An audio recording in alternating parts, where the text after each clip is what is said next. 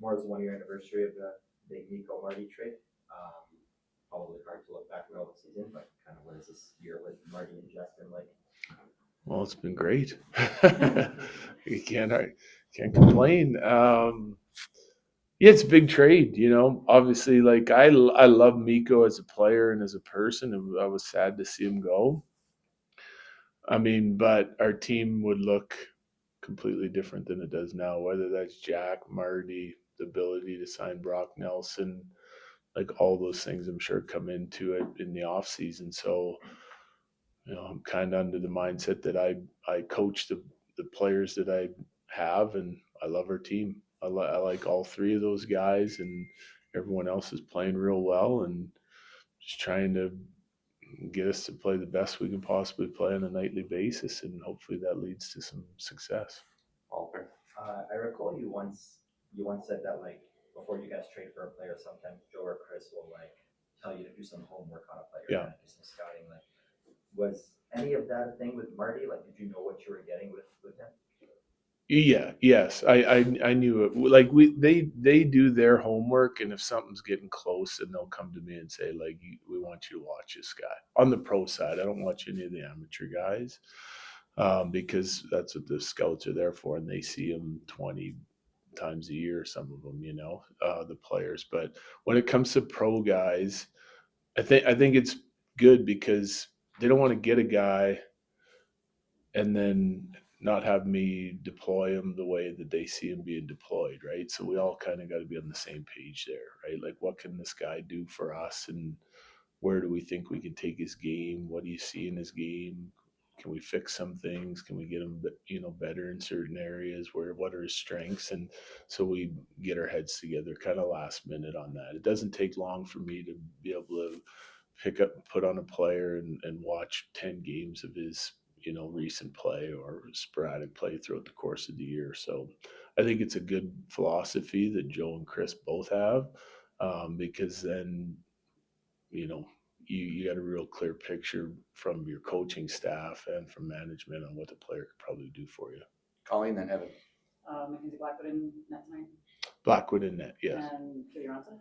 Kiviranta's in. Evan. Yes. Who's coming out if Kiviranta's in? Who's coming out? Ross. Ross Colton's coming out. He got injured at the end of last game. Lower body, day to day. Jesse. You guys have been at home now for almost 2 full weeks of calendar time. You guys got one more game to play, but are you ready to get the group out on the road and have some time together away? Not really. It's freezing. Going to be freezing cold and 3 feet of snow on the East Coast.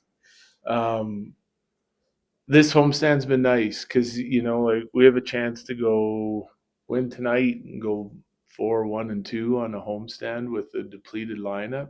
I think it's been good for us. It's been good for our rehab guys. It's been good for the guys that have been banged up a little bit, and also to try and get the most energy we can out of our team, sleeping in their own beds and get some rest. This is going to be a difficult road trip because we finish at 3-4. There's a lot of travel, unpredictable weather against teams that are like, these are going to be important games for these teams going into the break, right? So we're going to have to be sharp. Hopefully we can get a little bit more healthy here as the road trip goes on.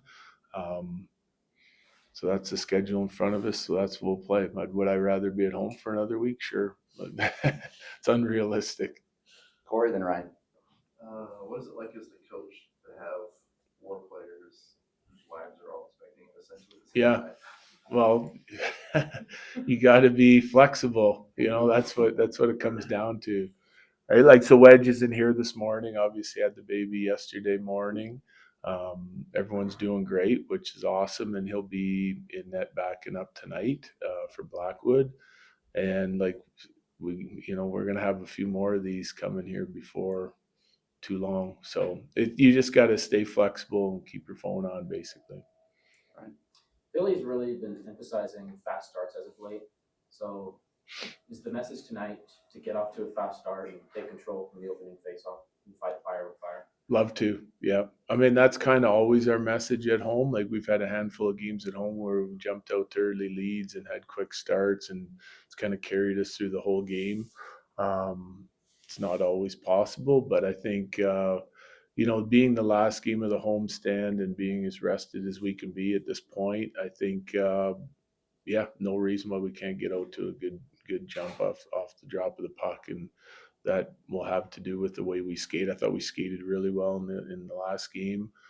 Make our forecheck a factor tonight, and just puck decisions and just make it tough on them. Make it tough on them to come 200 foot, to get to our end and try and create anything. Go ahead, Colin, One real finish. quick one, Yep. is Devontae's traveling with you guys? We're still sorting that out. Whether he's traveling or whether he's going to meet us out on the road is still to be determined.